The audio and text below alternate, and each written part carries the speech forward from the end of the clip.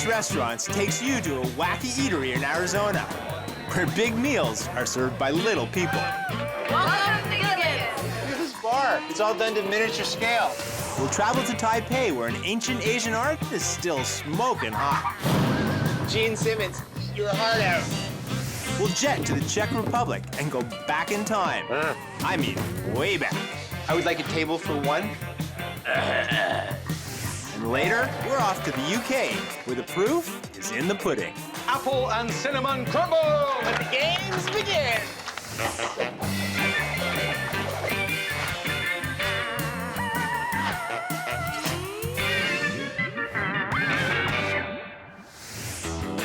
Every town's got that one rowdy restaurant that's notorious for being the place to go when you want to cut loose and have a good time.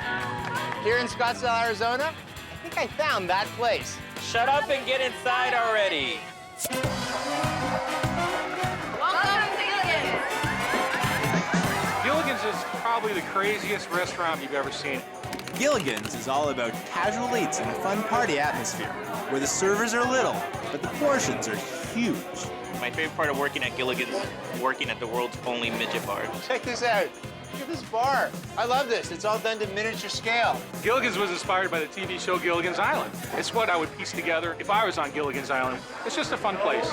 Welcome to Chewie's Mini Bar. So you think I could get myself a big people drink here? Sure, you can get anything really big. Small bar, small bartender, big beers. Oh, so Chewie, you have a menu here? Yeah, sure, you go. The food here is great. Probably feed a family of 10 with one order. We have the wings, burgers. We do have homemade clam chowder, homemade fish and chips. I love it. You won't find better food for the price. It's awesome. I suggest the crab din din, Okay. along with a cup of clam chowder and the fish and chips. I'll have it all. All right, cool. How would you describe the food here? Fried, greasy, fattening, delicious. The little people thing here at Gilligan's all started with Chewie. He came in looking for a bartending job. It's just a teeny tiny bar with teeny tiny bartenders. I prefer to be called a midget because it sounds cooler. You described Danny DeVito as a little person, not a midget, and I'm a midget. Let me show you around. This is a normal bar setup, but it's been customized for a little person. Nothing's short in this bar except for me. We have a working sink, we have a working gun. This is amazing. Everything you'd expect in a conventional bar, just a foot and a half lower. It feels good to like finally walk up to a bar and not like ask someone to order you a drink. People ask me if I'm from the midget bar at Gilligan's, and I say, yeah, I'm proud to be a midget. Here we have Captain Mike's seafood platter.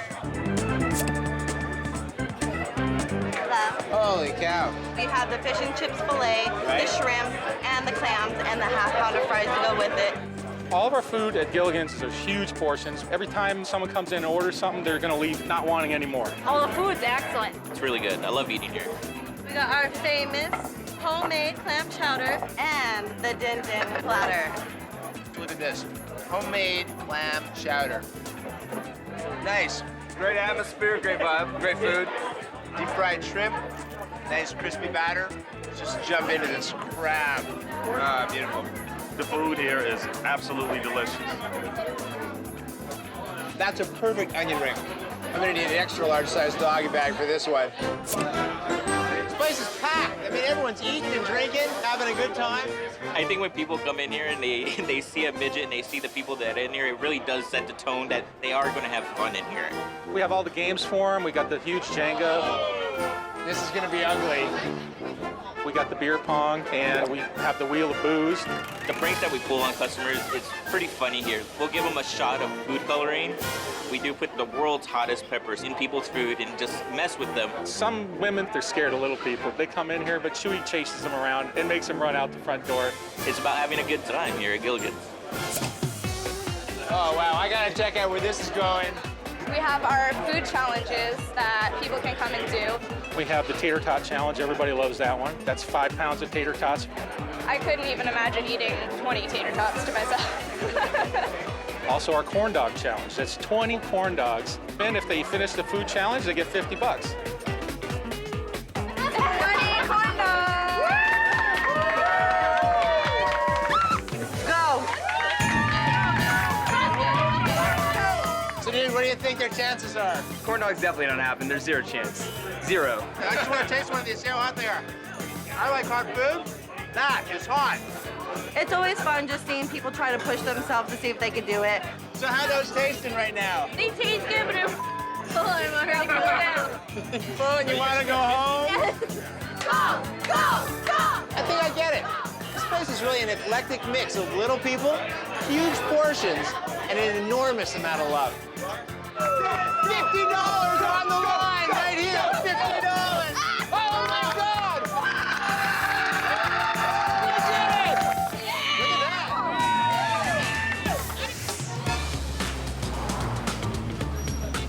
You don't need to pull any strings to get into Taipei's Sea Joint Puppet Restaurant, but once you're in, you can pull them to your heart's content.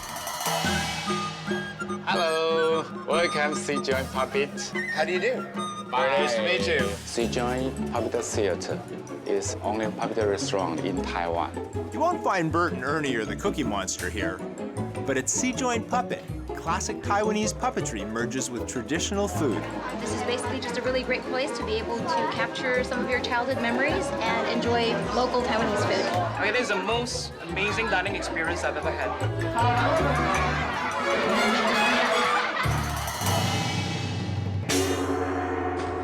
Not only is this place unusual, but the menu's pretty unusual too, even for Taipei. So you've got the egg tofu and the bean curd.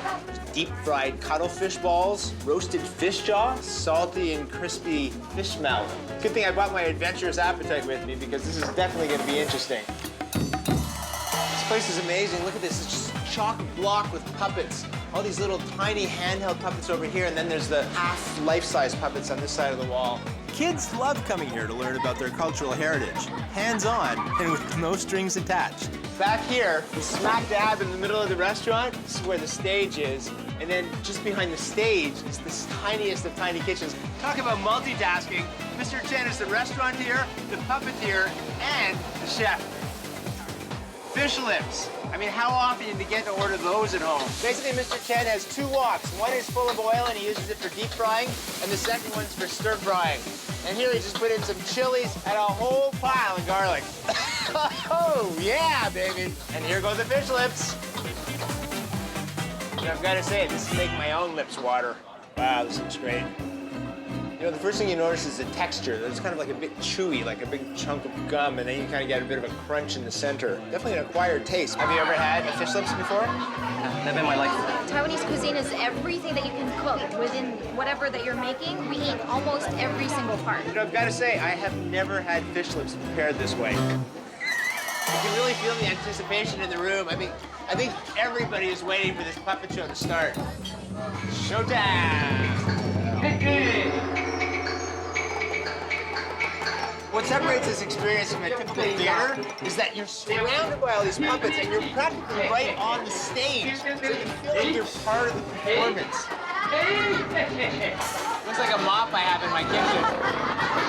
These kids are loving this. I think the show is wonderful.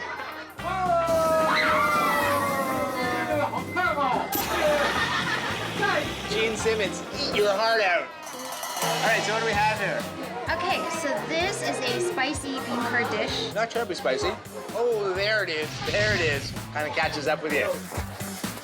So, Mr. Chen, do the puppets eat before or after the performance? The mouth cannot open. That's good. They won't eat you out of house and home. So, Emily, what is this? It's egg tofu. Egg tofu. Oh, wow. It's like little pillows of custardy egg. Very light. What do you think about the food? The food is nice. Here I am eating squid balls and other exotic Taiwanese cuisine, surrounded by school children, and everywhere I look, I feel like I'm being watched by a puppet. It's quite surreal. So what do you think about the food in this place? Says he flips for it. During dinner, each customer is given a puppet, so you become a part of the performance. You know, this so transcends a typical kind of dinner theater environment. This restaurant really exemplifies everything that the Taiwanese are proud of. You know, we're very serious about food, we're very serious about our culture and our arts. Uh-oh. Oh. About to be humiliated. One thing you know, I'm eating dinner. The next thing I'm back here as part of the puppet show.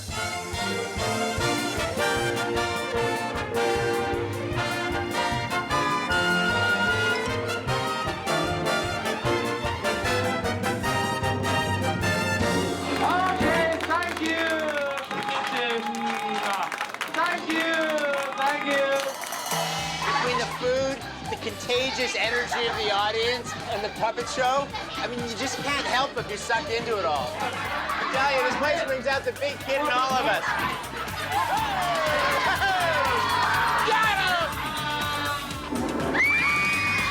I'm not quite sure that was planned.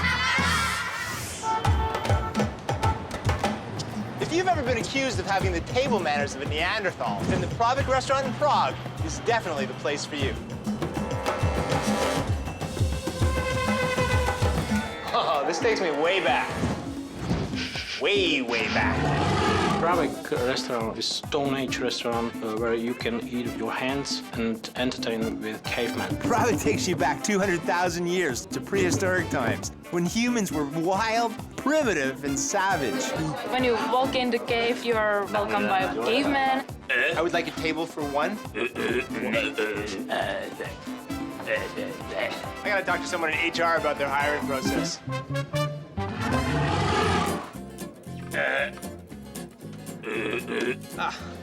The menu. Yeah. You are so right. Sleeper. Does it make you kind of wish that you lived 100,000 years ago? Yes, definitely. Really? Especially the communication here. How's the saber-toothed tiger here? Food with bones, spare ribs, knuckles, T-bone steaks. Do you recommend the woolly mammoth? Gotta say, the decor in this place is so dated. Jurassic cheese ball and apple, shaman special, and fried chicken dinosaurian. Can you describe the concept of the food for me? Meat, meat, and meat. I don't think a vegetarian would survive here.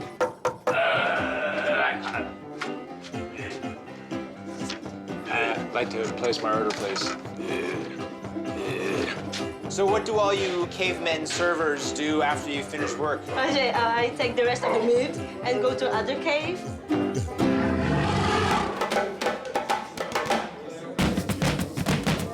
If you were living about 100,000 years ago, this is probably what your apartment would have looked like. Woolly mammoth tusks, primitive tools. Once sacrifice a virgin. I think he said he wants to find a virgin. In this room? If I had to choose between the prehistoric time or the today time, I would probably choose the prehistoric. The servers here are very serious about their roles. It's crazy here. It's really crazy.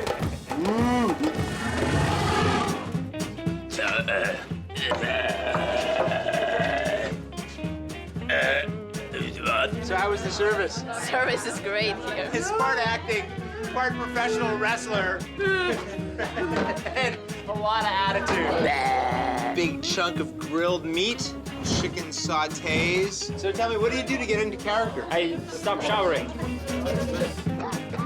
Well, I suppose if you're being served by a caveman, may as well eat like one too. Oh, it's good. I had lots of meat. Lots of meat. Really, lots of meat. Pretty simple, nicely seasoned, very tender. That deep meat flavor really comes through. This will go down really well after a long day on the hunt. I feel nothing still. Where's Fred? My husband not working. What I love most about this restaurant is the fact that you get to interact with the waitstaff. Special coffee Special coffee? for you. Wilma knows how to take care of a man. Good. Come on down, there's a whole other level downstairs. Check out the roots of this tree. It's as if the cavemen dug a level below the first floor.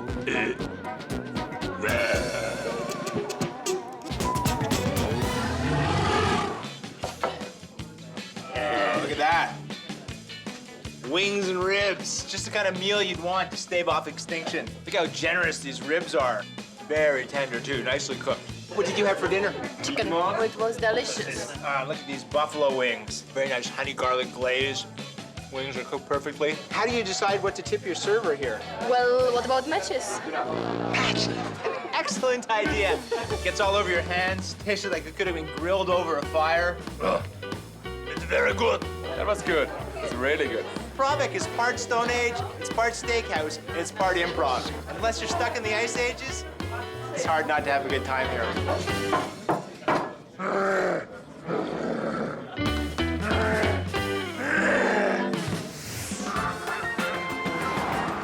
The Pudding Club, right here in Gloucestershire, England, proves once and for all that you can have your cake and eat it too.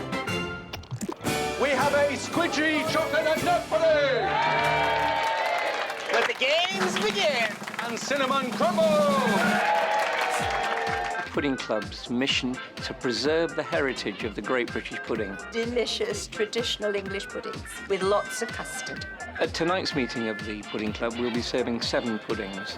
For over 25 years, the Pudding Club has made an entire meal of delicious desserts. I've never had anything like this before. Normally one pudding is more than enough for me. From cake to crumbles, in Britain, pretty much anything can be pudding. The Pudding Club meets every Friday. People come from far and wide to feast on delicious puddings.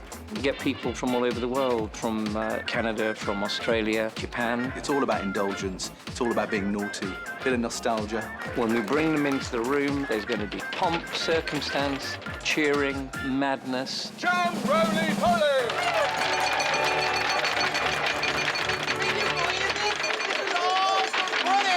We've got 3 rules, and you're going to have to obey these rules as well. First rule, you can only come to the pudding buffet at my invitation. And we want to do that so that people don't come up in one big scrum. It's not like a rugby match. It's a very sophisticated evening, you'll see. Of course. Yeah.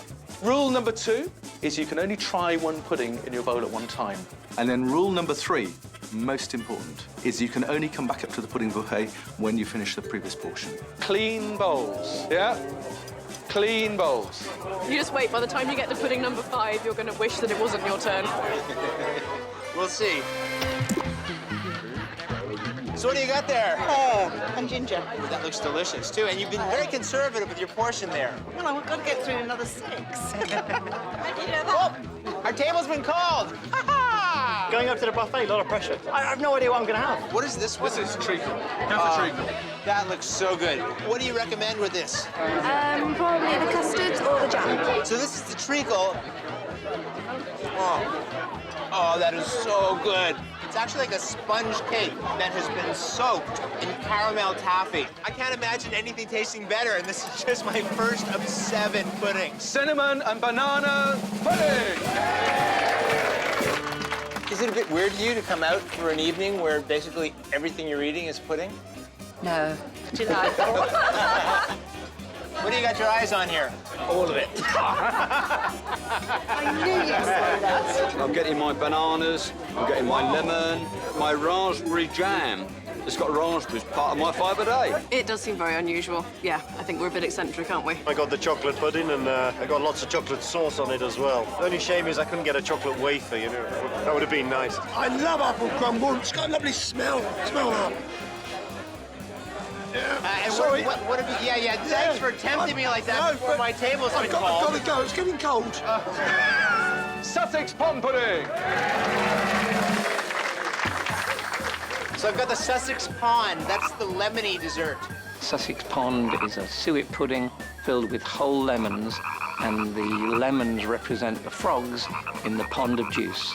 So we've got the self-raising flour, suet in the bowl, some milk.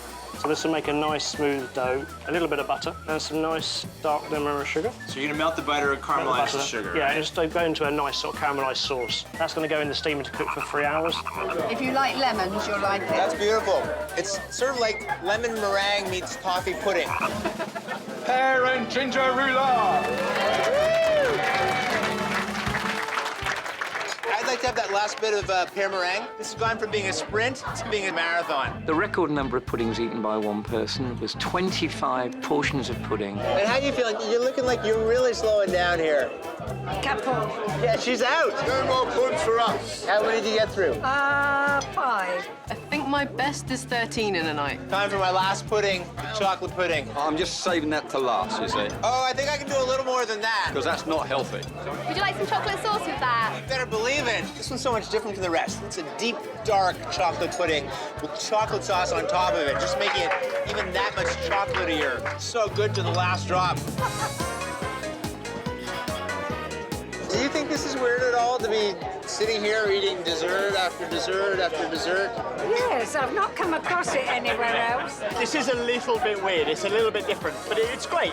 It's very British. It's been a truly amazing and fulfilling experience. Well, they say that the English love their sweets. Clearly, the proof is in the pudding. The concept's brilliant. Whether it work in other countries, I don't think so, because we're the best at pudding making and we're the best at pudding eating.